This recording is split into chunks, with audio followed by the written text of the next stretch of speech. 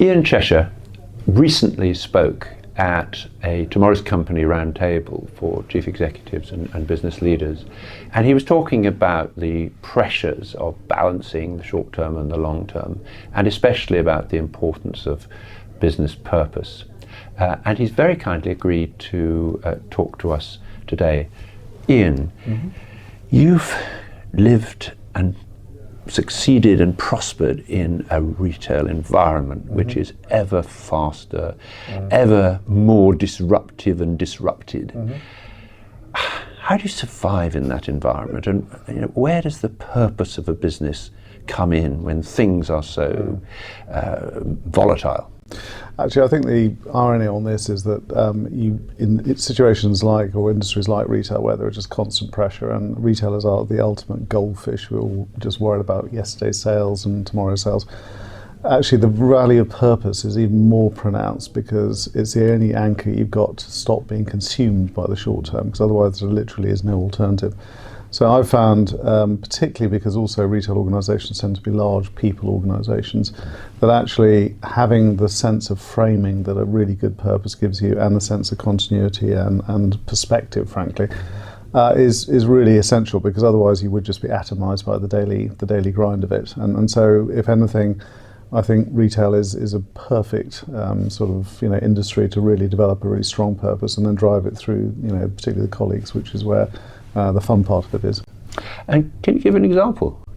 Yeah, I mean, we spent a long time with Kingfisher, sort of B&Q and Screwfix, working out, well, what is it we actually do? And you get the immediate answers. Well, we sell paint and we sell power tools, and actually what people increasingly realise is that we were helping people have a better life through having a better home, and actually it was all about the dreams people had about the type of life they wanted through the type of home. And the more you could identify with that and say, well, what could we do to help people do that, the more we built a bond with the customer. And the interesting thing for me was that we had 80,000 employees. That resonated from obviously the UK, where we're sort of one of our big businesses, but through France, through Poland, Russia, China. Actually, it was a global purpose that helped us connect the company together. So Better Homes, Better Lives became a very strong purpose for us that really did bring our raison d'etre to life. So that's very much an inspiring, a way of inspiring people. But what about the kind of the embedding? How do you make it stick? Yeah, well, look, I think there's a sort of classic, almost a cliche about purpose, which is that a chief exec and sort of top 20 go off onto the top of a mountain, come back down with a tablet and say, there you are, guys, get on with it. The reality is it's always got to be a collaborative process of developing it. So we work with the top 200 actually, and sort of generally spent a long time making sure that people felt bought in. So the leadership group felt they had to be bought in. If you don't involve people and sort of syndicate it and enroll them, you'll just get a sort of, this is another passing whim of a CEO or another leadership group. But then actually what you really have to do is really drive it all the way through the organisation, which mostly is rather tediously about constant repetition. It's just constantly going after it the whole time. And I think one of the dangers for leaders in purpose-led organisations is they sort of get tired of it, because they've heard the message 500 times and they're thinking, really, do I have to say this again? But for most of the audience, it's only maybe the third or fourth time they've heard it. They're still getting to go. So you've got to have real persistence and really drive it all the way down to the organisation and bring it to life for people. And actually, again, I think retailing, because it's such a tangible, physical thing that you get, in some ways is easier to bring to life as long as the purpose can be described in something you're doing for a customer. And most people in retail are hardwired to want to do things for people. So actually, if you can explain your purpose in terms of how we help our customers, then you get a tremendous sort of emotional reaction in the business and a real engine to drive the business. We've talked about purpose. In Tomorrow's Company, we've always tended to link that to values, because purpose is the why and values is the how. Can you talk about and give an example of where you've really set the tone on the how we do business, or the how we don't do business? Yes, I think there are some times when, particular inflection points for companies where the values become critical. I mean, I've just recently joined Barclays to chair the Ring Fence UK operations, and Anthony Jenkins there went through a major exercise of resetting the Barclays values, and I think it did a fantastic job, which is still being used. And that was critical because actually there had been a sort of loss of the way, and there was a loss of confidence in the brand. To be honest, at Kingfisher it was much less of an issue because it was a fairly straightforward, down to earth and relatively untroubled company, I suppose the word.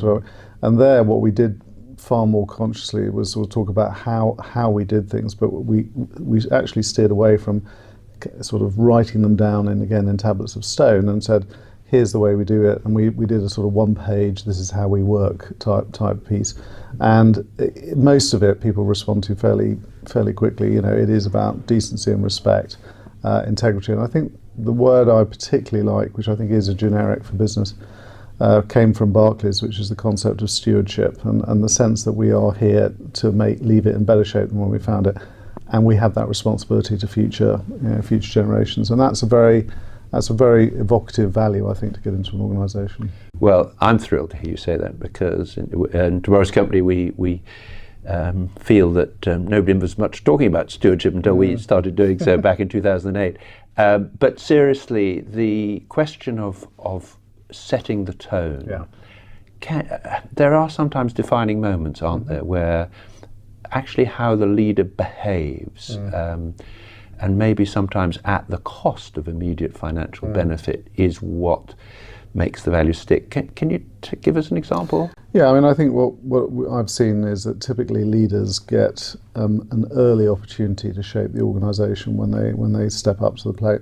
It's a lot harder if you've left it sort of 3 years and suddenly you turn around and announce, so you've suddenly discovered purpose. So I think it's got to be front-loaded. You've got to use the fact that you are sort of, even if you've, in my case, I've been with the company 14 years, and it was, not if you like new news that I was there, but I was able to set the tone at a series of events in my first year, and say, right, we are heading off in a slightly different direction. We're going to have a purpose. We're going to spend time on it. We're going to really work it through.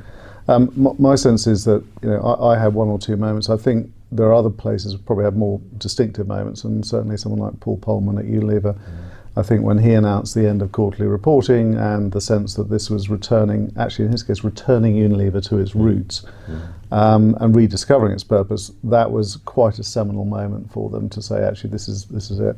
And we did lots of things which are slightly iconic, so we changed the compensation structure, we made it more long term.